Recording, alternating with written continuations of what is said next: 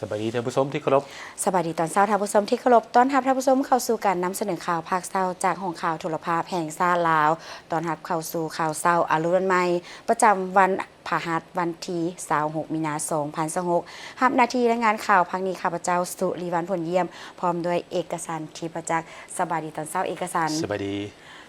ในมื้ออื่นมื้อหือนี่เกี่ยมต้อนรับกับอากาศร้อนเอา จ้ะ ซึ่งนครหลวงเวียงจันทน์เฮาแม่นเกี่ยมรับมือกับอากาศร้อนสูงสุดถึง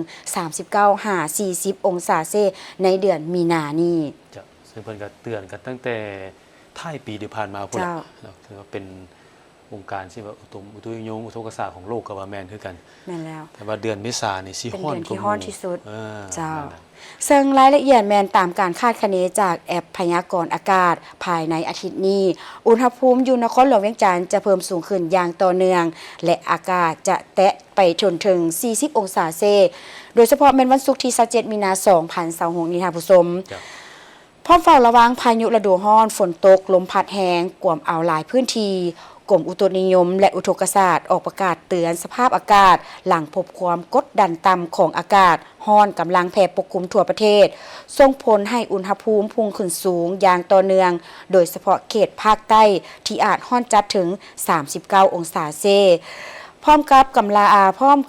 ำชับให้ประชาชนเกี่ยมรับมือกับพายุฝนตกฟ้าห้องและลมพัดแรงบางเขต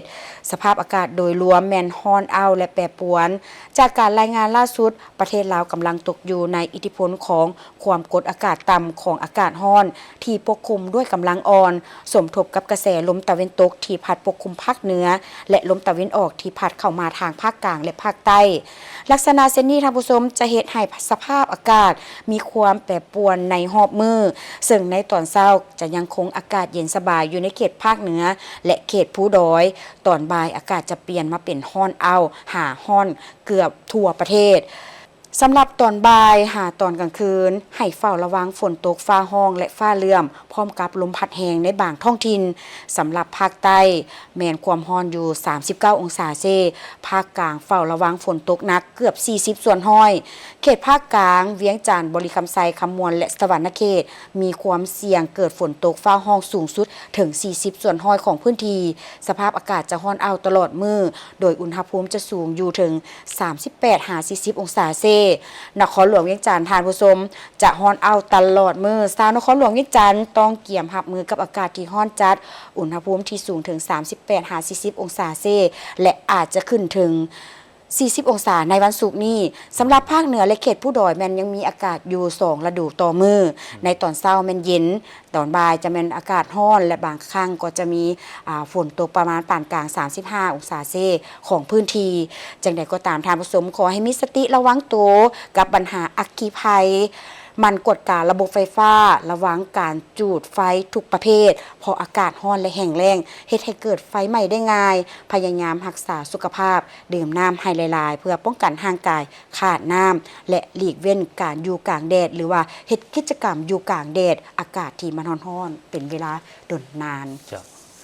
อีกอันหนึงก็เป็นเรื่องอาหารการกินนี่แหละ เจ้า เนาะยามร้อนนี่เตือนกันตลอดเด้ แม่นแล้ว อืม เฮ็ดให้เจ็บท้อง แม่นจ้ะเอาเรื่องของสภาพอากาศนี่ต้องติดตามนํกันไปแต่ละมื้อเนาะ เจ้า แต่เฮาก็บ่แน่ใจว่าพายุบักเห็บนี่สิมาอีกหรือบ่นี่ ซึ่งถือว่าเป็นอันตราย เจ้า สร้างความเสียหายหลายพื้นที่ เจ้า สำหรับเมืองสิโคโตบอกเลยนะสายทองที่ผ่านมา แม่น เจ้า ครับวันนี้พวกเขามาติดตามเติมสำหรับการดำเนินของประชุมข้างปฐมฤกษ์ของสภาแห่งชาติสุดที่10มื้อที่ 3 ของประชุมก็คือวันที่25มีนาที่ผ่านมาในภาคเช้าของประชุมได้มีการประกอบความคิดความเห็นเนาะของบรรดาสมาชิกสภาแห่งชาติต่อกับเวียกงานศาลประชาชนสูงสุด และเวียกงานอัยการประชาชนสูงสุด วันที่25มีนาเป็นมื้อที่ 3 ของการดำเนินกองประชุมข้างปฐมฤกษ์ของสภาแห่งชาติสุดที่10โดยการเป็นประธานของท่านนางสุนทรสัญญจักรของประธานสภาแห่งชาติบรรดาสมาชิกสภาแห่งชาติได้สืบต่อประกอบความเห็นเข้าใส่เวียกงานศาลประชาชนสูงสุดและองค์การประชาชนสูงสุดการประกอบความเห็นส่วนหลายเห็นดีต่อเวียกงานของ2องค์การที่เสนอต่อเวียกงานแผนการเคลื่อนไหวเวียกงาน5ปี2026-2030ของศาลประชาชนสูงสุดและองค์การอัยการประชาชนสูงสุดเป็นต้นกลไกแผนการดำเนินคดีได้รับการปรับปรุงเฮ็ดให้การพิจารณาตัดสินพิพากษาคดีมีความว่องไวครบถ้วนรอบด้านและภาวะวิสัย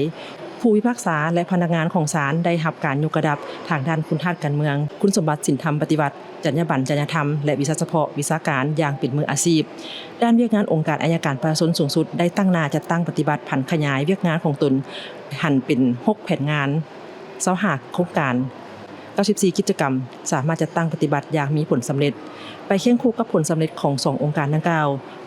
บรรดาสมาชิกสภาแห่งชาติได้มีคำเห็นเพิ่มเติมเข้าใส่2องค์การเป็นต้นยังมีบางเวียกงานที่เห็นว่ายังบ่ทันแทบเหมาะเสนอให้มีการคุ้นคั่วจัดวางบรรดาเวียกงานเข้าใส่อย่างละเอียดเช่นการสร้างนักกฎหมายการสร้างครูฝึกการพัฒนาบรรดาพื้นฐานโครงสร้างเวียกงานของศาลการติดตามกฎกาบรรดาองค์การใดหนึ่งที่จะแจ้งอยู่ในแผนเวียกในตอนหน้าและอื่นๆเพื่อเฮ็ดให้การจัดตั้งปฏิบัติเวียกงานในตอนหน้ามีผลสำเร็จ 1. แผนการแต่ละด้านโครงการที่3ข้อ1กำหนดเกี่ยวกับสืบต่อค้นคว้าซอกเงินไขการสร้างตั้งศาลเด็กขึ้นในนครหลวงเวียงจันทร์และแขวงที่มีเงินไขตามที่ได้กำหนดไว้ในกฎหมายสร้างแผนงบประมาณบริหารและสร้างตั้งสำนักงานศาลเด็กเสนอให้กำหนดเป็นตัวเลขเด็ดขาดจะได้บ่ในจุดนี้เพราะว่าในปี 2026 หา 2030 ต่อหน้านั้นถือว่าศาลจะได้สร้างตั้งศาลเด็กให้ได้จักแห่งอยู่จักแขวงดังนั้นข้าพเจ้ายกปัญหานี้ขึ้นมาก็เพื่อเสนอจะให้สมาชิกสภาแห่งชาติพวกเขาเพื่อเป็นบทอิงในการติดตามกวดกาในการจัดตั้งปฏิบัติของวิงานศาลประชาชนแผนงานที่1เนาะการพัฒนาการจัดตั้งของศาลนี้ในโครงการที่2นี้โครงการที่2นี่แม่นข้อ2น้อยนี่เนาะมันสืบทอดค้นคว้าประสานสมทบและซอกเงินไขในการขยายการจัดตั้งของศาลประชาชนให้ได้5แห่งเนี่ยเนาะก็โดยรวมก็เห็นดีแล้วเนาะในทั่วประเทศให้ได้5เขตว่าซั่นซะแต่ว่าขออันนั้นอนุญาตว่ายังให้กำหนดอันนั้นบุคลากรเนาะจำนวนพนักงานจักคนเนาะที่ว่าสิจัดใส่แต่ละเขตเนาะเขตหนึ่งนี่มีจักคนแล้วก็ทั้ง5เขตนี่มีรวมจักคนเนาะก็อยากให้มีตัวเลขตัวพาที่ว่าชัดเจนเพื่อที่ได้นำเสนอต่อรัฐบาลก็คือสภาแห่งชาติเพื่อให้การสนับสนุนบุคลากรดังกล่าวเติมอีกเนาะอันที่2กับโครงการที่3นี้โครงการสืบต่อสร้างศาลเด็กนี่ก็คือทางสมาชิกสภาแห่งชาติวังหนึ่งที่มีความเห็นไปแล้วหั่นเนาะเพราะว่าปัจจุบันนี้ถือว่าในทั่วประเทศนี่ก็ถือว่ายังบ่มีศาลเด็กเฉพาะเนาะอาจารย์เฉพาะนครหลวงเวียงจันทน์นี้ที่ว่าติดพันกับข้าพเจ้านี้ก็ถือว่าห้องประชุมศาลเด็กนี่ก็ถือว่ายังบ่มีเนาะก็ยังใช้ห้องประชุมศาลผู้ใหญ่ทั่วไปนี้ในการตัดสินคดีดังกล่าวนั้นสำหรับศาลประชาชนสูงสุดข้าพเจ้าขอมีความเห็นปัญหาที่1เนาะอยู่โครงการที่4การปรับปรุงกลไกและแบบแผนการดำเนินคดีปกครองเพราะระยะผ่านมากลไกคอร์สการตัดสินการรับรู้การดำเนินคดีของศาลอยู่ในขอบเขตจำกัดการรับรู้ความเข้าใจต่อคดีปกครองก็ยังบ่ทันสูงนับทางผู้พิพากษาและสังคมองค์การจัดตั้งของพรรคของรัฐพอคดีนำมาพิจารณาพิพากษาหรือนำมาตัดสินนี่อันนี้ถือว่าเป็นพนักงานที่มีตำแหน่งเนาะการละเมิดของผู้มีตำแหน่งนี้มาตัดสินถ้าหากว่าพวกเราบ่มีนิติกรรมอันละเอียดหรือการโฆษณาอย่างกว้างขวางในการจัดตั้งปฏิบัติต่อศาลปกครองนี้ก็สิมีความยุ่งยากเพราะว่าอยู่ในมติก็ได้เสนอแล้วว่าให้บรรลุ 85% เนาะถ้าพวกเราบ่หิบฮ้อนนี่ก็สิมีความยุ่งยากในตอนนั้นเสนอทำประธานศาลสืบต่อเอานิติกรรมแล้วก็การโฆษณานี้เนาะอันนี้ปัญหาที่1 ภายหลังได้รับการรับฟังการประกอบคำเห็นจากบรรดาสมาชิกสภาแห่งชาติแล้ว2องค์การดังกล่าวได้ขึ้นชี้แจงต่อคำซักถามของสมาชิกสภาแห่งชาติและประธานของประชุมได้สรุปการประกอบคำเห็นเสนอให้ภาคส่วนที่เกี่ยวข้องนํเอาความคิดเห็นของสมาชิกสภาแห่งชาติจัดเรียงเข้าใส่บางเวียกงานเพื่อให้ทายแผนการเคลื่อนไหวเวียกงาน5ปี2026-2030ถึงจะตั้งปฏิบัติไปตามทิศทางที่วางไว้จากนั้นต่างหน้ากองเลขากองประชุมได้ขึ้นผ่านทางมติสภาแห่งชาติว่าด้วยการรับร้องเอาแผนการเคลื่อนไหวเวียกงาน5ปี2026-2030ของศาลประชาชนสูงสุดและมติสภาแห่งชาติว่าด้วยการรับร้องเอาแผนการเคลื่อนไหวเวียกงาน5ปี2026-2030ขององค์การอัยการประชาชนสูงสุดลงคะแนนเสียงรับร้องเอาห่างมติดังกล่าวด้วยคะแนนเสียงส่วนหลายทานผู้ชม5ปีองค์การกวดสอบแห่งรัฐสามารถดำเนินการกวดสอบทั้งหมด600กว่าเถื่อเป้าหมายเทียบใส่แผนการที่สภาแห่งชาติรับรองเท่ากับ102ส่วนห้อยจำนวนเงินเป็น 36,000 กว่าตื้อกีบแก้ไขแล้วเกือบ 20,000 กว่าตื้อกีบส่วนที่เหลือแม่นยังสืบต่อแก้ไขและกวดคืนในภาคบ่ายการดำเนินกองประชุมข้างปฐมฤกษ์สภาแห่งชาติสุทธิสิบท่านวันไซพงษ์สวรรค์ประธานองค์การกฎการแห่งรัฐได้รายงานเกี่ยวกับเวียกงานการเคลื่อนไหว5ปี2021-2025และทิศทางแผนการ5ปี2026-2030ของเวียกงานกฎการแห่งรัฐว่า5ปีผ่านมาการติดตามกฎการโครงการลงทุนของรัฐลืมแต่หัวทีรวมทั้งหมดมี77โครงการสำเร็จแล้ว7โครงการรวมมูลค่าโครงการ184,000 ตื้อกีบ7ล้านกว่าดอลลาร์สหรัฐและ37กว่าตื้อหยวนในจำนวนนี้รวมมีโครงการก่อสร้างเส้นทางรถไฟลาวจีนโครงการปรับปรุงและซ่อมแปลงทางเลขที่13ใต้275กิโลเมตรและโครงการขนส่งแบบยืนยงในตัวเมืองนครหลวงเวียงจันทร์หรือรถเมล์ด่วน BRT ผลการติดตามเห็นได้ความเอาใจใส่ของเจ้าของโครงการและบริษัทรับเหมาในการแก้ไขปัญหาข้อคงค้างตามผลการกฎกาเป็นต้นได้ประกอบเอกสารคืนให้ถูกต้องสรุปปริมาตรเวียกถูกต้องกับตัวจริงและการแก้ไขปัญหาอื่นๆแต่ปัญหาโดยรวมแม้นบ่มีบทประเมินผลกระทบสิ่งแวดล้อมสังคมบ่มีใบมอบสิทธิ์นำไส้ที่ดินของประชาชนบ่มีใบยั่งยืนรับรองแบบแต้มจากแขนงการที่เกี่ยวข้องบ่วางเงินค้ำประกันสัญญา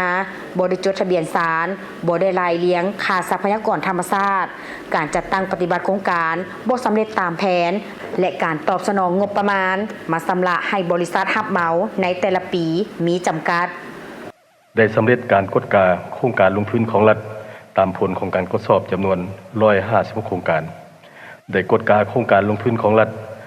มูลค่าแต่10ตื้อขึ้นไปและลด10ตื้อลงมาทั้งหมด 4,172 โครงการได้ติดตามกฎกาโครงการลงทุนของรัฐเริ่มแต่หัวทีทั้งหมด77โครงการผ่านการกฎกาได้พบเห็นหลายโครงการดำเนินบ่ถูกต้องตามกฎหมายและระเบียบการวางออกได้กวดการลงเลิกความรับผิดชอบการปฏิบัติหน้าที่การเมืองของพนักงานที่เกี่ยวข้องกับการปฏิบัติบรรดาโครงการจำนวนหนึ่งอยู่บรรดาแขวงกวดการนำใช้งบประมาณและโครงการก่อสร้างพื้นฐานของล่างจำนวนหนึ่งได้ดำเนินการสืบสวนสอบสวนพนักงานที่มีการประพฤติที่มีการช่วยใช้หน้าที่ตำแหน่งการให้สินบนรับสินบนมีพฤติกรรมการสลัดบังหลวงปัจจุบันบรรดาเป้าหมายจำนวนหนึ่งแม้นยังสืบสวนสอบสวนและเก็บกำข้อมูลละเอียดและเป้าหมายจำนวนหนึ่งก็ได้สรุปสำนวนคดีส่งให้อัยการเพื่อดำเนินคดีตามขั้นตอนของกฎหมายส่วนการกวดกาตามมติของสภาแห่งชาติตามผลของการกวดสอบจำนวน17เป้าหมายสำเร็จ6เป้าหมายกวดกาโครงการลงทุนของรัฐตามผลกวดสอบทั้งหมด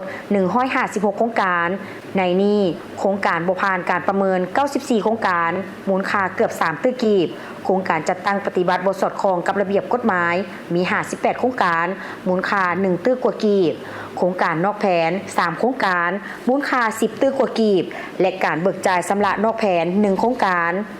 ผลการกฎกาพบว่ามูลค่าที่ต้องได้หักลบมูลค่าหน้าเวียกบ่ปฏิบัติมูลค่าลดสภาหับห้องจดทะเบียนทรัพย์สินรวมมูลค่าทั้งหมด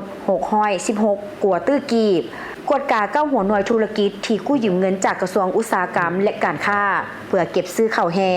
เก็บไว้แทรกแซงราคาข้าวและดัชสมตลาดที่ยังคงค้างสำระต้นทุนและดอกเบี้ยผลการกวดกาพบเห็น21เป้าหมายประกอบมีแขวงอุดมไซแขวงคำมวลแขวงสารวันและนครหลวงเวียงจันทน์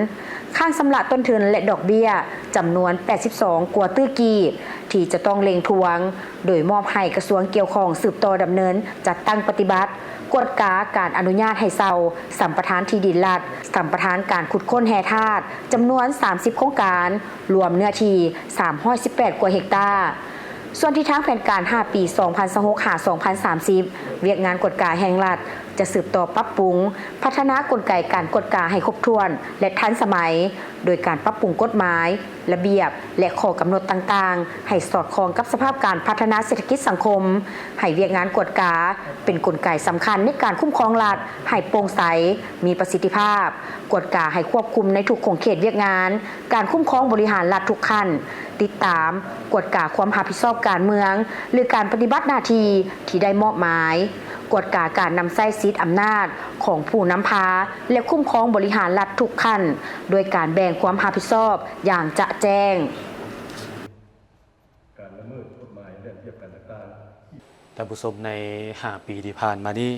การติดตามกวดกาบรรดาโครงการลงทุนของรัฐเริ่มแต่หัวที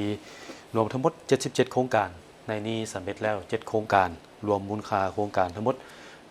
184,000ตื้อกีบ7ล้านกว่าดอลลาร์สหรัฐและ37กว่าตื้อหยวนท่านเวียงธรรมวิศวรเทพจันทร์ประธานองค์การกวดสอบแห่งรัฐได้รายงานต่อกองประชุมครั้งปฐมฤกษ์ของสภาแห่งชาติชุดที่10เกี่ยวกับการเคลื่อนไหวเวียกงาน5ปี2021-2025และทิศทางแผนการเคลื่อนไหวเวียกงาน5ปี2026-2030ขององค์การกวดสอบแห่งรัฐว่า5ปีที่ผ่านมาภายใต้การนำพาชี้นำของกรมการเมืองศูนย์กลางพรรคคณะเลขาธิการศูนย์กลางพรรคสภาแห่งชาติรัฐบาลและประสานสมทบกับบรรดากระทรวงองค์การปกครองท้องถิ่นรวมทั้งการสนับสนุนของบรรดาประเทศเพื่อนมิตรยุทธศาสตร์และคู่ร่วมพัฒนาบวกกับความพยายามขององค์การกวดสอบแห่งรัฐและองค์การกวดสอบประจำภาคเฮ็ดให้การเคลื่อนไหวเวียกงานกวดสอบแห่งรัฐมีผลสำเร็จดีมีการพัฒนาและเติบใหญ่ขยายตัวขึ้นอย่างต่อเนื่ององค์การกวดสอบแห่งรัฐได้สุ่มใส่กวดสอบบรรดาเป้าหมายต้นต่อที่มีความสำคัญต่อกับการพัฒนาเศรษฐกิจสังคมแห่งชาติการแก้ไขความทุกข์ยากของประชาชนการแก้ไขข้อยุ่งยากทางด้านเศรษฐกิจหนี้สินสาธารณะและการปฏิบัตินโยบายการเงินตราการคุ้มครองรายรับช่วยสหกรณ์ภาษีทรัพย์สินแห่งรัฐและการคุ้มครองรายจ่ายลงทุนรายจ่ายบริหารการคุ้มครองเงินกู้ยืมได้มีการดำเนินการตรวจสอบทั้งหมด600กว่าเทื่อเป้าหมายเทียบใส่แผนการ5ปีที่สภาแห่งชาติรับรองเท่ากับ102ส่วนห้อยในนั้นคงเขตงบประมาณ191เทื่อเป้าหมายคงเขตโครงการเงินกู้ยืมและช่วยเหลือล่า97เทื่อเป้าหมายคงเขตโครงการลงทุนของรัฐบาล88เทื่อเป้าหมายคงเขตธนาคาร49เทื่อเป้าหมายคงเขตวิสาหกิจ112เทื่อเป้าหมายและหัวข้อเฉพาะ74เทื่อเป้าหมายผลการตรวจสอบที่พ้นเด่นนะครับปีผ่านมาโดยเฉพาะเงินที่ตรวจสอบเห็นเพิ่มที่นอนอยู่ใน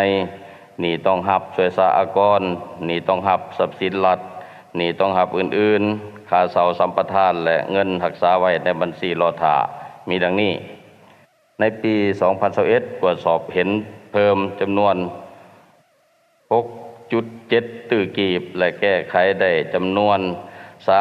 394ตื้อกีบเท่ากับ 5.8 ส่วนห้อยในปี2022ตรวจสอบเห็นจำนวน 3.9 ตื้อกีบแก้ไขได้จำนวน356ตื้อกีบเท่ากับ9ส่วนห้อยและในปี2023ตรวจสอบเห็นจำนวน 5.2 ตื้อกีบ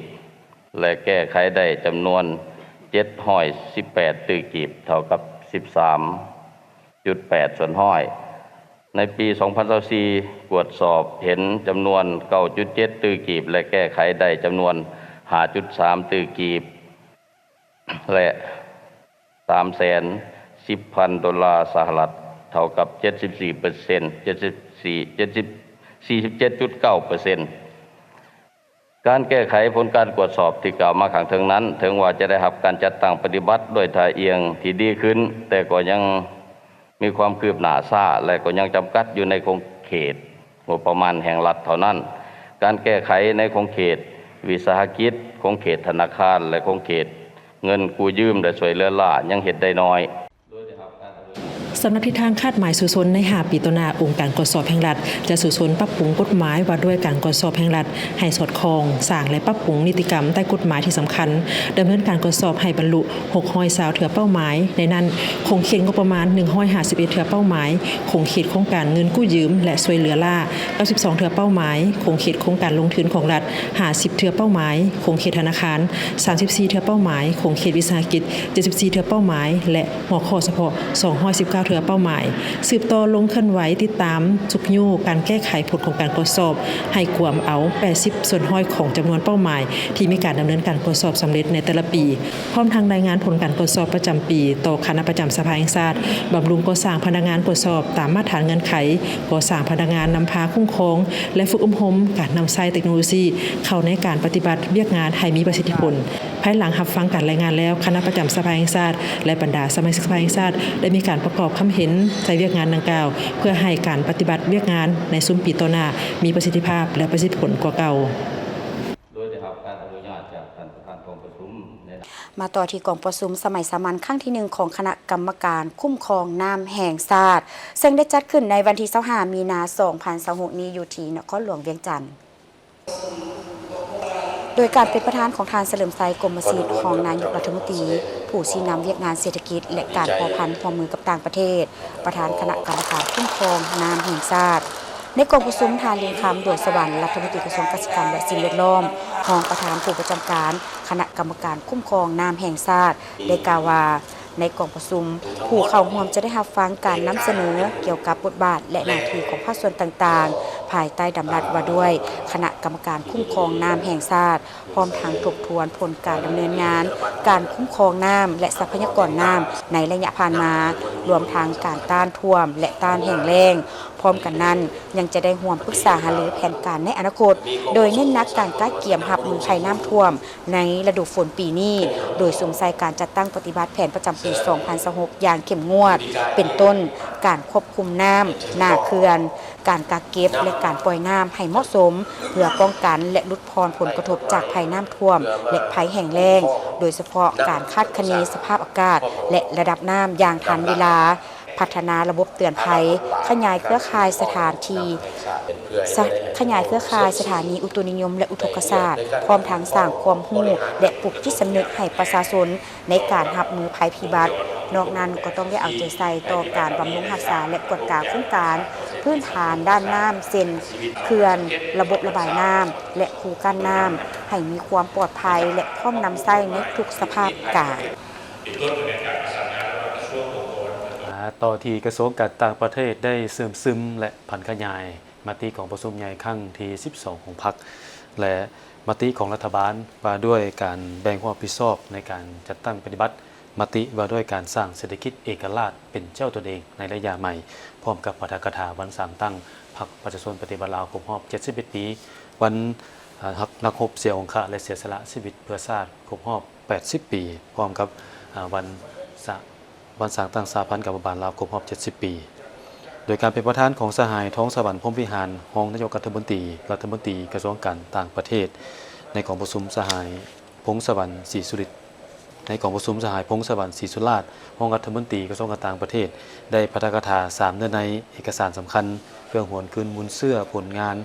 ของพรรคตลอดระยะเวลา71 ปีการดำเนินและการขยายตัวของสหพันธ์กับบาลลาวครบรอบ70 ปีมูลเสื้อการต่อสู้พิราอาจหารของพรรคประชาชนปฏิบัติลาวตลอดระยะเวลาที่ผ่านมาเพื่อเป็นการผันขยายให้สมาชิกพรรคพนักงานทั่วกระทรวงการต่างประเทศได้รับรู้และเสริมซึมฝังลึกแนวคิดจิตใจเสริมขยายเข้าในอุดมการณ์แห่งความหักและพัฒนาประเทศชาติอย่างดูดดื่ม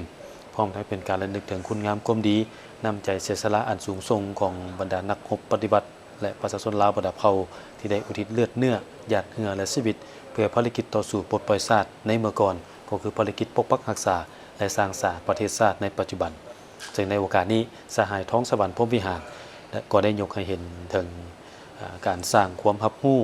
และเข้าใจอันถูกต้องลึกซึ้งและเป็นเอกภาพต่อมติของประชุมใหญ่ผู้แทนทั่วประเทศครั้งที่ 12 ของพรรค ให้แก่บรรดาคณะพรรคคณะนำและทันแถวพนักงานสมาชิกพรรครัฐกรของกระทรวงการต่างประเทศสามารถกำแน่นและสืบต่อจัดตั้งผ่อนขยายให้ปรากฏผลเป็นรูปธรรมที่สอดคล้องกับสภาพการตัวจริงและได้รับผลดีนอกจากนี้สหายยังได้กล่าวถึงการสร้างความรับรู้เข้าใจอย่างเป็นเอกภาพเกี่ยวกับหน้าที่ความรับผิดชอบของกระทรวงการต่างประเทศในการจัดตั้งปฏิบัติมติไว้ด้วยการสร้างเศรษฐกิจเอกราชเป็นเจ้าตนเองในระยะใหม่ไปที่กิจกรรมสัปดาห์แม่น้ำคลองแม่น้ำล้านสร้างประจำปี 2026 เพื่อเฉลิมฉลองการสร้างตั้งขอบการหัวมือแม่น้ำคลองแม่น้ำล้านสร้างครบรอบ 10 ปี23มีนา 2026 หา23มีนา 2026ในตอนเช้าของท้ายอาทิตย์ที่ผ่านมาที่สวนประตูไซกระทรวงการต่างประเทศได้ร่วมกับสถานเอกอัครราชทูตแห่งสาธารณรัฐประชาชนจีนประจำลาวพร้อมด้วยบรรดาประเทศสมาชิกขอบการหัวมือแม่น้ำของแม่น้ำล้านสร้างก็คือกัมพูชีจีนลาวเมียนมาไทยและเวียดนามได้จัดกิจกรรมอย่างเพื่อสุขภาพไปกับประตูไซหอคำโดยการเป็นประธานร่วมของทานท้องสวรรค์พรหมวิหารรองนายกรัฐมนตรีกระทรวงการต่างประเทศแห่งสาธารณรัฐประชาธิปไตยประชาชนลาวและทานนางฟางหงเอกอัครราชทูตแห่งสาธารณรัฐประชาชนจีนประจำสาธารณรัฐประชาธิปไตยประชาชนลาวนอกจากการย่างเพื่อสุขภาพแล้วยังมีการวางแสดงรูปภาพและสายรูปเงาเกี่ยวกับผลงานต่างๆในขอบการหัวมือดังกล่าวตลอดระยะ10 ปีผ่านมาให้บรรดาผู้เข้าร่วมและประชาชนทั่วไปได้เข้าชมเติมอีกมาถึงปัจจุบันเห็นว่าประสบผลสำเร็จที่เป็นพื้นฐานอันดีให้แก่การพัฒนาเป็นต้นการปฏิบัติตาม3เสาค้ำในการหาจุดสูงในการพัฒนาของเขตนั้นตัวนี้และการสำคัญมันได้มีแผนปฏิบัติงานฮอด 2027 ซึ่งตัวนี้ก็อยู่ในขั้นตอนปฏิบัติอันสำคัญมีอันนึงอีกเลยเป็นองค์การดังกล่าวก็มีกองทุนพิเศษของตนเองเนาะMNC Special Fund ที่ว่าตัวนี้ก็ให้การช่วยเหลือหลายแก่การพัฒนาในของเขตที่เป็นในของเขต3เสาค้ำก็คือในหาทิศทางในการพัฒนานั้นนั่นเป็นต่อก็เล็งใส่เรื่องการเสริมโยงทางด้านเศรษฐกิจการทรัพยากรคุ้มครองทรัพยากรน้ำสภาพแวดล้อมการแลกเปลี่ยนทางด้านวัฒนธรรมและการค้าชายแดนนอกนั้นอันสำคัญก็เป็นการแก้ไขความทุกข์ยากของประชาชนอยู่ในพื้นที่ตัวนี้และสำหรับสปป.ลาวเองก็มันมีสำคัญเป็นแผนพัฒนาเศรษฐกิจสังคมหากองทัพห้องในกองประชุมครั้งที่22นี่บางนั้นนี่ซึ่งมีข้อหมายสำคัญหลายเพราะมีทั้งแผนยุทธศาสตร์และมีทั้งโครงการการเมืองระยะยาวฮอด 2055 บรรดาประเทศสมาชิกขอบการหัวมือแม่น้ำของแม่น้ำล้านสร้าง MLC ได้กำหนดเอาวันที่23มีนาของทุกๆปีเป็นวันเฉลิมฉลองการสร้างตั้งขอบการหัวมือดังกล่าวสำหรับปีนี้เป็นปีที่มีความหมายสำคัญเนื่องจากการเฉลิมฉลองครบรอบ10 ปีแห่งการสร้างตั้งขอบการหัวมือ MLCในระยะเวลา10 ปีแล้วเป็นระยะเวลาที่ผ่านไปอย่างไววาเด็กก้าวผ่านเส้นทางขอบการหัวมือแม่น้ำของแม่น้ำล้านสร้างภายใต้การชี้นำพาของประธานบรรดาผู้นำแม่น้ำของแม่น้ำล้านสร้างได้กลายเป็นเวทีแห่งการหัวมือในภาคพื้นและเป็นแบบอย่างที่ดีในการสุขยุคการพัฒนาการเสื่อมโยงของภาคพื้นความไว้เนื้อเชื่อใจทางด้านยุทธศาสตร์ระหว่างจีนและประเทศแม่น้ำของนับได้รับความเสื่อมั่นและแน่นแฟ้นบรรลุการเป็นคู่ร่วมชะตากรรมแบบ2ฝ่ายและหลายฝ่ายลึกซึ้งรอบด้านซึ่งได้ช่วยให้สาธารณรัฐประชาธิปไตยประชาชนลาวได้บรรลุโครงการที่สำคัญระดับภาคพื้นเส้นทางรถไฟลาวจีนซึ่งฝ่ายจีนจะสืบต่อลงเลิกการร่วมมือในโครงเขตกับบรรดาประเทศแม่น้ำของแม่น้ำล้านสร้างซึ่งรวมทั้งประเทศลาวโดยได้มุ่งมั่นที่จะสร้างศูนย์สามัคคีร่วมมือสันติภาพเปิดกว้างต่างฝ่ายต่างได้รับผลประโยชน์เพื่อร่วมกันเปิดฉากทศวรรษใหม่และปลอดภัยร่วมมือล้านสร้างแม่น้ำของ ก้าวหน้าสู่สันติภาพและความเจริญรุ่งเรืองพร้อมเดียวกันนั้นขอบการร่วมมือดังกล่าวยังเป็นขอบการร่วมมือที่รักษาสันติภาพและเสถียรภาพการพัฒนาร่วมมือให้กลายเป็นประเทศใกล้เคียงที่ดีสืบต่อส่งเสริมการร่วมมือในขงเขตเวียกงานที่เป็นบริมสิทธิ์ให้เป็นรูปธรรมและการพัฒนาแบบยืนยงให้มีผลประโยชน์ร่วมกันโดยส่องแสงให้เห็นถึงความมุ่งหวังของบรรดาประเทศในอนุภาคพื้นบนพื้นฐาน3เสาค้ำคือการเมืองความมั่นคงเศรษฐกิจการพัฒนายืนยงสังคมวัฒนธรรมและการแลกเปลี่ยนระหว่างประชาชนพร้อมทั้งลงลึกหาของเขตบริมสิทธิ์คือการเสื่อมจอดความสามารถด้านการผลิตอุตสาหกรรมเศรษฐกิจข้ามซ้ายแดนการคุ้มครองแหล่งทรัพยากรน้ำและกสิกรรมก็คือลดพรความทุกข์ยากของประชาชนมาต่อที่สายทานน้ำใจการช่วยเหลือผู้ประสบภัยจากเหตุการณ์พายุหมักเห็บตกหนักใส่เมืองสีโคตะบองและเมืองนาไซทองของนครหลวงวิจันทร์โดยลายแขวงก็ได้ให้การช่วยเหลือรวมมูลค่า700 ล้านกีบจากเหตุการณ์ภัยธรรมชาติที่เกิดขึ้นในวันที่22มีนาคม2006ผ่านมาได้เกิดมีพายุหมักเห็บตกอยู่เมืองนาไซทองและเมืองสีโคตะบองนครหลวงวิจันทร์เฮ็ดให้เฮือนซานบ้านซองพืชผักสัตว์เลี้ยงรถรางพาหนะของประชาชนจำนวนหลายได้รับความเสียหายเพื่อเป็นการสร้างขวัญและกำลังใจและประกอบส่วนช่วยเหลือประชาชนผู้ได้รับผลกระทบดังกล่าวหลายแขวงในทั่วประเทศได้ประกอบส่วนช่วยเหลือผ่านองค์การปกครองนครหลวงวิจันทร์รวมมูลค่าการช่วยเหลือเบื้องต้นจำนวน700 ล้านกีบพิธีมอบรับการช่วยเหลือครั้งนี้มีขึ้นในวันที่25มีนาคมที่สภาแห่งชาติกล่าวรับโดยสหายอาสาพังท้องศรีพันดอนเลขาคณะบริหารพรรคนครหลวงวิจันทร์บรรดาแขวงที่มามอบประกอบมีแขวงบริคำไซจำนวน100 ล้านกีบมอบโดยสหายสอนธนูธรรมวงศ์เลขาคณะบริหารงานพรรคแขวงบริคำไซแขวงสวรรณเขตจำนวน100 ล้านกีบมอบโดยสหายบุญจงอุบลประเสริฐเลขาคณะบริหารงานพรรคแขวงสวรรณเขตแขวงบ่อแก้วจำนวน100 ล้านกีบมอบโดยพลจัตวาแป้นคำบุตรจันแพงเลขาคณะบริหารงานพรรคแขวงบ่อแก้วแขวงจำปาสักจำนวน100 ล้านกีบมอบโดยสหายอรุณไซสุนทรราชเลขาคณะบริหารงานพรรคแขวงจำปาสักแขวงคำมวลจำนวน100 ล้านกีบมอบโดยสหายไสสนะโคตรภูธรเลขาคณะบริหารงานพรรคแขวงคำมวล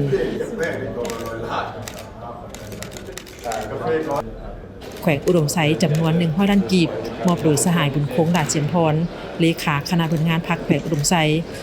และแขวงเวียงจันทร์จำนวน100 ล้านกีบมอบโดยสหายภูธนุเพชรไซสมบัติเลขาคณะบริหารงานพรรคแขวงเวียงจันทร์โอกาสนี้สหายอาสาพังท้องศรีพันดอนเลขาคณะบริหารพรรคนครหลวงวิจันทร์ได้กล่าวแสดงความขอบใจและฮู้บุญคุณต่อกับการช่วยเหลือของบรรดาแขวงและยืนยันว่าจะนำเอาเงินจำนวนทั้งหมดนำไปแบ่งปันให้ประชาชนผู้ได้รับผลกระทบอย่างรีบด่วนและทั่วถึงโดยเฉพาะแม่นจะเน้นใส่ครอบครัวผู้ทุกข์ยากพร้อมนี้ก็เรียกร้องมายังให้ภาคส่วนใดที่มีเงื่อนไขให้สืบต่อในการช่วยเหลือตื่นอีกเห็นได้ว่าน้ำใจก็กำลังหลั่งไหลไปสู่พ่อแม่ประชาชนที่ประสบกับภัยพิบัติธรรมชาติในวันที่22ที่ผ่านมานั้นบ่ว่าจะเป็นทางภาครัฐเองภาคเอกชนเองหรือว่าส่วนตัวเองก็กำลังหลั่งไหลไปก็เป็นกำลังใจหนึ่งให้แก่ประชาชนทางเขตดังกล่าวท่านผู้ชมในวันที่24มีนาคม2026สหพันธ์แม่หญิงทักฐานกระทรวงการเงินได้จัดพิธีเฉลิมฉลองวันแม่หญิงสากลครบรอบ116ปีภายใต้คำขวัญสิทธิความยุติธรรมการลงมือปฏิบัติเพื่อแม่หญิงและเด็กหญิงทุกคนในพิธีทานนางธรรมาเพชรวิสัยของประธานศูนย์กลางสหพันธ์แม่หญิงลาวได้ยกให้ฮู้ถึงการกำเนิดวันที่8มีนาของทุกๆปีเอ้ยน้องแม่หญิงได้พร้อมกันเฉลิมฉลองเหตุการณ์ที่เกิดขึ้นซึ่งติดพันกับประวัติศาสตร์ของโลกในเมื่อก่อนพวกนายทุนได้ใช้แรงงานแม่หญิงในการไปเป็นกรรมกรอยู่ตามโรงจักรโรงงานเป็นข้าทาสและอื่นๆโดยบ่คำนึงถึงชีวิตการเป็นอยู่ของแม่หญิงเหล่านั้นจากเหตุการณ์ดังกล่าวแม่หญิงจึงเพิ่มความเจ็บแค้นเป็นทวีคูณต่อพวกนายทุนที่กดขี่ขูดรีดแรงงานทั้งยังใดก็ตามแม่หญิงจึงลุกฮือขึ้นต่อสู้ทวงเอาสิทธิและเอกราชคืนมาย้อนแนวนั้นในโรงจักรโรงงานของสหรัฐอเมริกาจึงได้หยุดการเฮ็ดเวียกเพื่อทวงให้นายทุนต้องใช้ค่าแรงงานอย่างเหมาะสมแต่การต่อสู้ดังกล่าวก็บ่ได้รับชัยชนะการต่อสู้ได้ส่งแสงถึงกระแสฟ้องของความเครียดแค้นไปทั่วโลกเฉพาะแม่หญิงอยู่ทวีปอเมริกาและทวีปยุโรปได้ทวงเอาเวลาเฮ็ดเวียกมื้อนึง8 ชั่วโมงทวงเอาการรับประกันสิทธิพื้นฐาน ด้านสวัสดิการสังคมการเบิ่งแยงในเวลาเจ็บป่วยการออกลูกและการทวงเอาสิทธิ์อื่นๆสำหรับสาธารณรัฐประชาธิปไตยประชาชนลาวภาครัฐยามใดก็ให้ความสำคัญต่อเวียกงานของแม่หญิงและเด็กน้อยให้สิทธิเสมอภาพระหว่างหญิงชายทางได้ยกบทบาทของแม่หญิงสู่ระดับสูงมีคณะกรรมาธิการแห่งชาติเพื่อความก้าวหน้าของแม่หญิงและเด็กน้อยส่วนคำขวัญการเฉลิมฉลองวันแม่หญิงสากลปี 2026 ครบรอบ 116 ปีแมนสิทธิความยุติธรรมการลงมือปฏิบัติเพื่อแม่หญิงและเด็กหญิงทุกคนท่านผู้ชมปี 2026 นี้ก้าวเข้าสู่ฤดูกาลที่ 3 ของโครงการทดลองการปลูกข้าววีดและข้าวบาเล่ของศูนย์ค้นคว้ากสิกรรมแขวงหลวงน้ำทาโดยการสนับสนุนจากโครงการส่งเสริมการปลูกข้าวแบบยืนยงของบริษัทเบียร์ลาวจำกัดสามารถการเลือกแนวพันธุ์ข้าววีด5 สายพันธุ์และข้าวบาเล่2 สายพันธุ์จากแนวพันธุ์ข้าววีด20 สายพันธุ์และข้าวบาเล่5 สายพันธุ์ได้ไปทดลองอยู่ศูนย์ค้นคว้ากสิกรรมของแขวงซึ่งฤดูกาลนี้ทั้งศูนย์จะสืบต่อนำไปคัดเลือกเป็นแนวพันธุ์บริสุทธิ์ศูนย์ค้นคว้ากสิกรรมหลวงน้ำทาก้าวเข้าสู่การทดลองปลูกข้าววีดและข้าวบาเล่เป็นฤดูกาลที่ 3ซึ่งมีสายพันธุ์ข้าววีด20 สายพันธุ์และบาเล่5 แนวพันธุ์เป็นแนวพันธุ์อีเดนที่คัดเลือกมาจากผลการทดลองปลูกปีกายนี้ที่มีข้าววีดจำนวน150 สายพันธุ์และบาเล่8 แนวพันธุ์ที่ได้นำมาปลูกทดลองในเนื้อที่3 เฮกตาร์ที่ศูนย์กสิกรรมค้นคว้าหลวงน้ำทาท่านประดิษฐ์จันทนุวงศ์หัวหน้าศูนย์ค้นคว้ากสิกรรมหลวงน้ำทาบอกกับทีมข่าวโทรภาพถึงการสืบต่อค้นคว้าทดลองคัดเลือกแนวพันธุ์สายพันธุ์ข้าววีดและข้าวบาเล่ในครั้งนี้จะคัดเลือกให้เป็นแนวพันธุ์บริสุทธิ์หรือใกล้เคียงกับแนวพันธุ์ดังเดิมให้หลายที่สุดถึงแม้ว่าฤดูกาลนี้จะพบกับการเปลี่ยนแปลงดินฟ้าอากาศและพื้นที่ปลูกที่บ่เอื้ออำนวยก็ตามนี่อิงใช้ทิศทางของภาครัฐบาลชุมนุมการผลิตทดแทนของการนำเข้าและก็ก้าวไปหาชุมนุมการผลิตเพื่อเป็นสินค้าในการส่งออกนำเงินตราเข้ามาภายในประเทศเฮ็ดให้เศรษฐกิจมีการเข้มแข็งเรียกว่าการนำแนวพันธุ์ข้าววีดเข้ามาค้นคว้าทดลองนี่ก็ถือว่าเป็นสิ่งเรื่องนึงที่สำคัญเนาะเพราะข้าววีดมันเป็นพืชธัญญาหารบรรดาโรงงานอุตสาหกรรมต่างๆเนี่ยมีความต้องการหลายเนาะในการนำเข้ามาหลายตัวนี้ก็เป็นหนึ่งที่ตอบสนองให้แก่การพันธุ์ขยายและจะปฏิบัติแนวทางนโยบายของภาครัฐให้ปรากฏผลเป็นจริงส่งเสริมให้กระโจให้ประชาชนปลูกและพื้นที่ดินของประชาชนที่ยังมีเป้าว่างหลายในฤดูแล้งเนาะที่ว่าเป็นสิ่งที่ดีเพราะว่าเข้าวีดนี่จะมาส่งเสริมก็จะปลูกเพราะในฤดูแล้งเนาะที่อากาศเหมาะสมและพอเข้าบาเล่เข้าวีดเนี่ยบ่ต้องการน้ำหลายเนาะแล้วมันจะเฮ็ดให้การใช้น้ำชลประทานต่างๆการประหยัดสามารถไปอยู่ในพื้นที่กว้างขวางอยู่ในเขตห้วยห้องต่างๆเฮาสามารถดูดน้ำขึ้นไปฮดเนาะแล้วก็บ่สิ้นเปลืองเมื่อเห็นได้ถึงความสำคัญของการค้นคว้าคือการพัฒนาของศูนย์ค้นคว้ากสิกรรมหลวงน้ำทาที่มีความพยายามในการทดลองและคัดเลือกแนวพันธุ์บริสุทธิ์ทางคณะนำผู้บริหารบริษัทเบียร์ลาวเห็นได้ถึงความจำเป็นในความต้องการของศูนย์ค้นคว้ากสิกรรมจะสุกยู่เพื่อคัดเลือกแนวพันธุ์บริสุทธิ์ที่มีลักษณะเฉพาะเพื่อก้าวเข้าไปสู่การจดทะเบียนของลิขสิทธิ์นั้นทางบริษัทเบียร์ลาวพร้อมแล้วที่จะให้การสนับสนุนเพื่อให้โครงการทดลองดำเนินไปได้อีกบาทก้าวหนึ่งที่พวกเราประสบผลสำเร็จเนาะและฤดูนี้บริษัทเบียร์ลาวก็ได้สนับสนุนโครงการดังกล่าวนี้เป็นฤดูที่2แล้วและผลที่เห็นประจักษ์ตาตอนนี้ก็คือในมือของข้าพเจ้ามี2ตัวอย่างยกขึ้นมาจากไหนาของพวกเราหั่นเนาะมันเป็นข้าวบาเล่2แถวเนาะกับข้าววีด4แถวซึ่งเม็ดของมันนี่ถือว่าเนาะได้มาตรฐานตามที่ทฤษฎีเพิ่นกำหนดไว้ต่อไปนี้พวกเราจะพยายามซอกแนวพันธุ์ที่เหมาะสมกับพื้นที่นี้เนาะให้ได้หลังจากได้แนวพันธุ์แล้วมันต้องผ่านผลวิจัยของห้องวิจัยก่อนเนาะถ้าว่าเบอร์ใดที่เป็นเบอร์1เนาะพวกเราจะขอลิขสิทธิ์เพื่อจดทะเบียนการปลูกข้าววีดหรือว่าข้าวบาเล่นี้มันเป็นข้าวที่เกิดอยู่เมืองหนาวเนาะสภาพดินฟ้าอากาศบ่คือกับอยู่ประเทศเฮาเพราะฉะนั้นพวกเฮานี่ก็ได้ซอกทุกวิธีทางและซอกจุดใดที่เหมาะสมสำหรับประเทศเฮาแน่นอนมันจะบ่สามารถเห็นผลในฤดู1หรือ2ฤดูใดมันต้องใช้เวลาเนาะเพราะว่าตัวนี้นี่ถ้าเฮาปลูกได้นี่มันเป็นพืชหนึ่งที่สมไส้หลายในทั่วโลกนี้ทั้ง2เขานี่สามารถไป ปรุงแต่งแล้วก็สามารถผลิตเบียร์ได้เนาะเฮามันเจริญเติบโตไปแล้วเฮาต้องคืนกำไรตัวนี้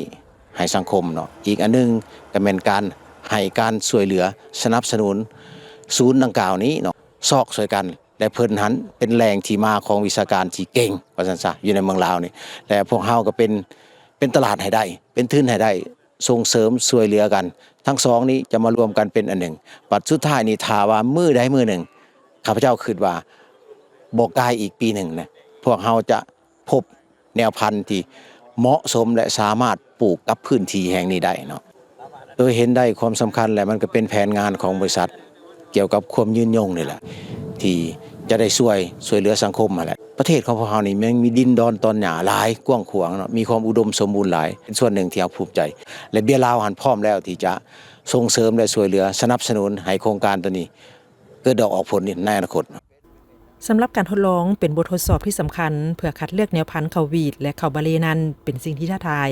ในการค้นคว้าเนื่องจากสายพันธุ์และแนวพันธุ์ใหม่ที่นำมาปลูกในเขตอบอุ่นการเปลี่ยนแปลงดินฟ้าอากาศบวกกับศัตรูพืชก็เพิ่มขึ้นที่อาจจะส่งผลกระทบต่อกับสายพันธุ์ดังนั้นผ่านการติดตามและเก็บกำข้อมูลทางด้านวิชาการจากแผนทดลองของฤดูกาลนี้แม้นสามารถคัดเลือกแนวพันธุ์ได้ในเบื้องต้นเห็นว่าแนวพันธุ์ดีเด่นแทนเหมาะกับสภาพดินฟ้าอากาศมีข้าววีด5สายพันธุ์และข้าวบาเล2แนวพันธุ์ซึ่งจะเก็บห่วงแนวพันธุ์ละ 2,000 หา 5,000 ห่วงเพื่อขยายเป็นพันธุ์บริสุทธิ์นำเสนอจดสิทธิบัตรเป็นแนวพันธุ์ใหม่และจดทะเบียนเป็นแนวพันธุ์พืชส่งเสริมสืบต่อขยายเป็นแนวพันธุ์ส่งเสริมให้กับชาวเกษตรกรปลูกเป็นสินค้าป้อนโรงงานอุตสาหกรรมในต่อไปคุณบัณฑิตไทยภาพจันทร์สมรวงศ์สดรายงานสมาชิกสภาแห่งชาติสุดที่10ได้ให้กำลังใจต่อทีมข่าวถ่ายทอดสดและทีมข่าวโทรภาพแห่งชาติลาวในการปฏิบัติหน้าที่โฆษณาข่าวสารออกสู่สังคมในเวลาดำเนินกองประชุมข้างประชุมฤกษ์ของสภาแห่งชาติสุดที่10สมาชิกสภาแห่งชาติสุดที่10ได้เยี่ยมยามห้องถ่ายทอดสดและห้องข่าวโทรภาพแห่งชาติลาวประจำอยู่ที่สภาแห่งชาติซึ่งในวันที่24มีนาที่ผ่านมานำโดยทานนางวีรวรรณพันธวงศ์สมาชิกสภาแห่งชาติประจำเขตเลือกตั้งที่4แขวงอุดมไซทั้งเป็นคณะประจำภาคห้องหัวหน้าคณะโฆษณาพมศูนย์กลางภาค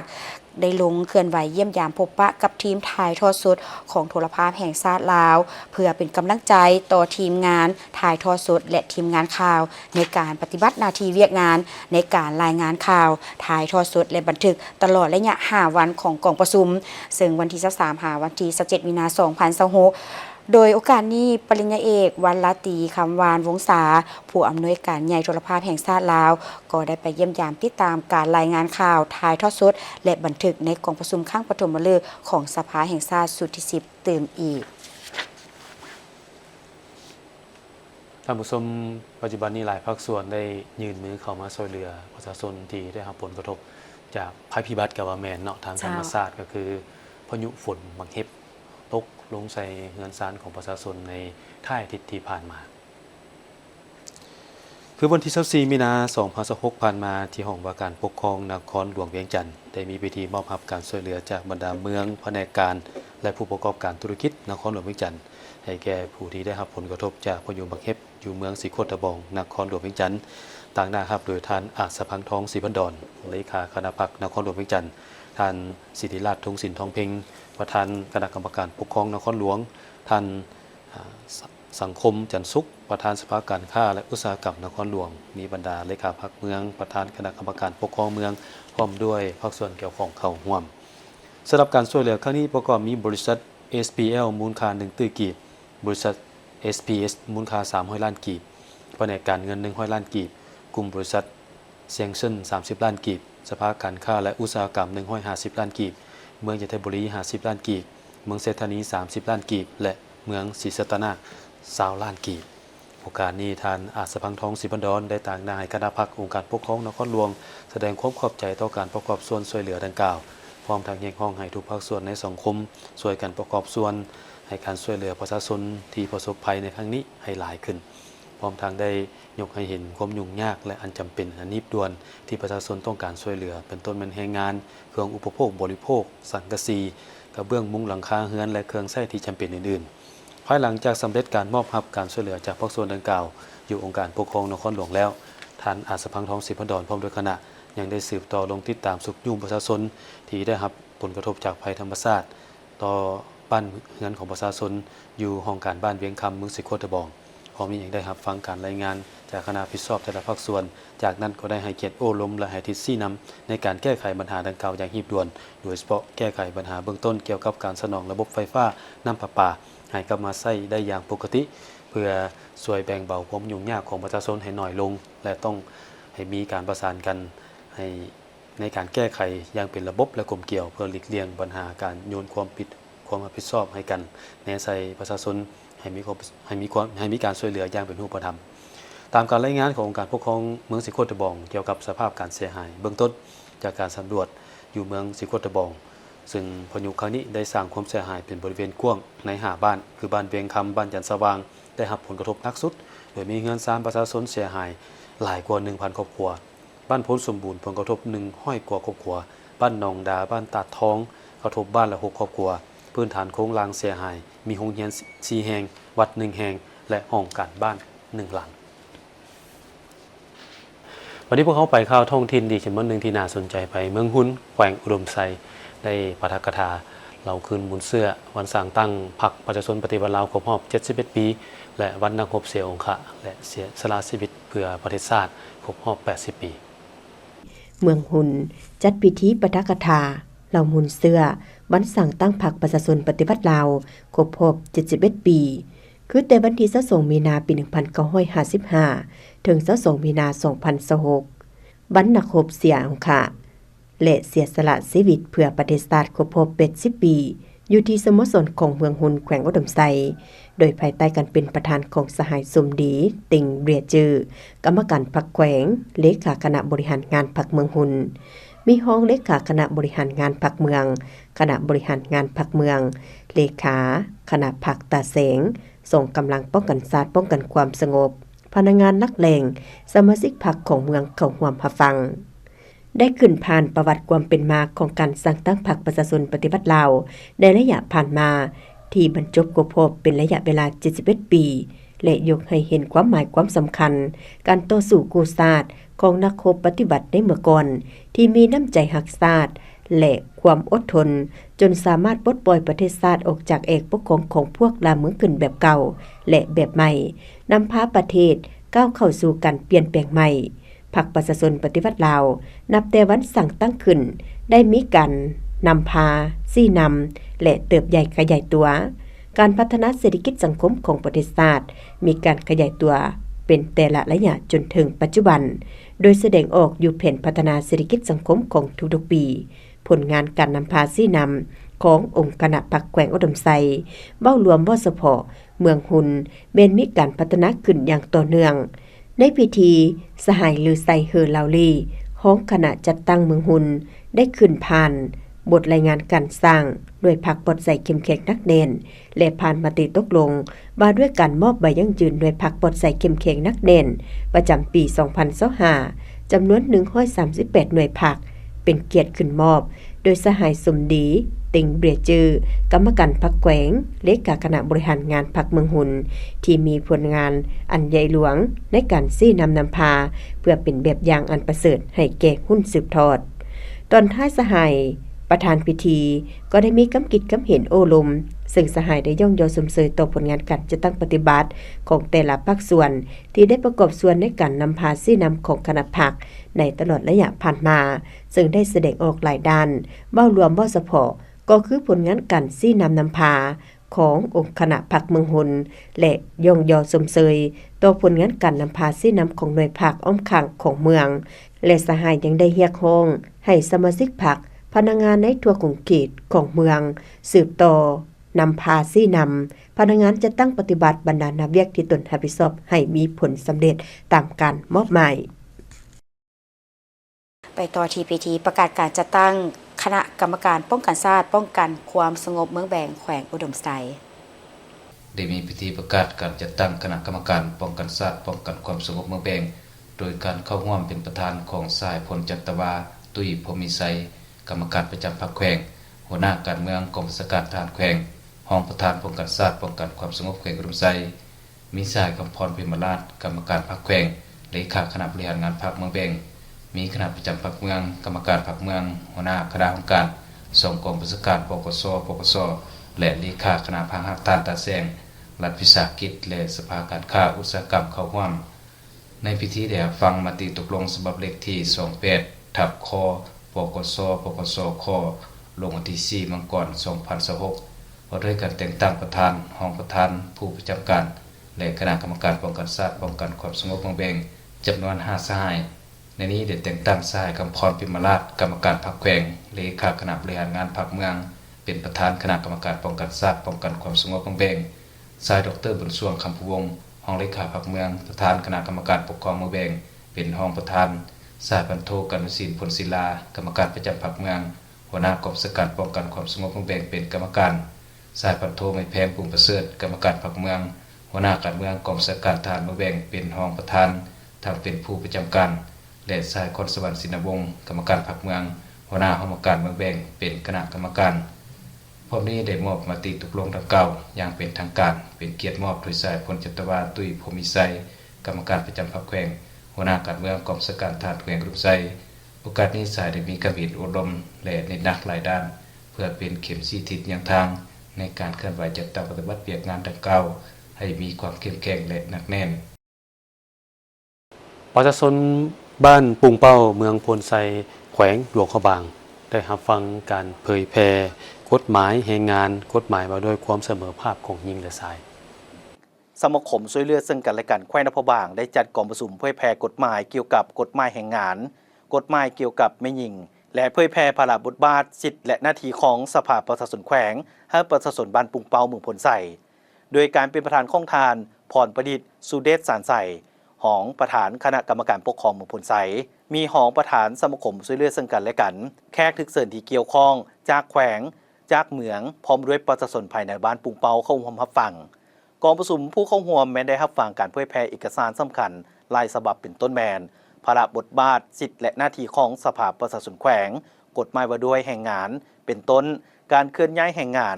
การต้องการใช้แรงงานปัจจัยต่างๆที่ดึงดูดเอาแรงงานการไปเฮ็ดเวียกอยู่ต่างประเทศที่บ่ถูกต้องตามระเบียบการค้ามนุษย์กฎหมายว่าด้วยความเสมอภาคหญิงชายกฎหมายว่าด้วยการพัฒนาและปกป้องแม่หญิงกฎหมายว่าด้วยการต้านและสกัดกั้นการใช้ความรุนแรงต่อแม่หญิงและเด็กน้อยทั้งหมดนี้ก็เพื่อเฮ็ดให้ประชาชนได้รู้ถึงความสำคัญและผลกระทบทางด้านสิทธิมนุษย์และบทบาทหญิงชายหลายขึ้นเพื่อบ่ให้ประชาชนก็คือสาวหนุ่มหญิงสาวตกเป็นเหยื่อของกลุ่มคนบ่ดีตัวยั่วลอกลวงไปฆ่ามนุษย์ในรูปแบบต่างๆพร้อมกันนั้นก็เป็นการยกสูงพระบทบาทของแม่หญิงภายในบ้านให้มีสิทธิเสมอภาคเท่าเทียมกับเพศชายกาเว้าการแสดงออกเทื่อละกาวบ้านปุงเป้าเมืองพลไซมีทั้งหมด158ครอบครัวพลเมือง 1,050 คนหญิง584คนเป็นบ้านผสมมี3เผ่าอยู่ร่วมกันคือเผ่าลาวมี8ครอบครัวเผ่ามง90ครอบครัวและเผ่ากะมุ60ครอบครัวอาชีพส่วนใหญ่แม่นปลูกอย่างพาราและเลี้ยงสัตว์ซึ่งการลงเผยแพร่ในครั้งนี้ได้รับการสนับสนุนจากองค์การเฮลวิตันนครหลวงเวียงจันทน์ผู้ชมมาฮอนี้ข่าวเช้าอรุณวันใหม่ของพวกเราก็หมดเวลาลงแล้วขอบใจทุกท่านที่ให้เกียรติติดตามรับชมแล้วกลับมาติดตามการนำเสนอข่าวของพวกเราได้ใหม่ในข่าวภาคต่อไปสำหรับข่าวภาคนี้โฆษกทั้งสองพร้อมด้วยทีมงานข่าวต้องขอลาทานผู้ชมไปก่อนสบายดีสบายดี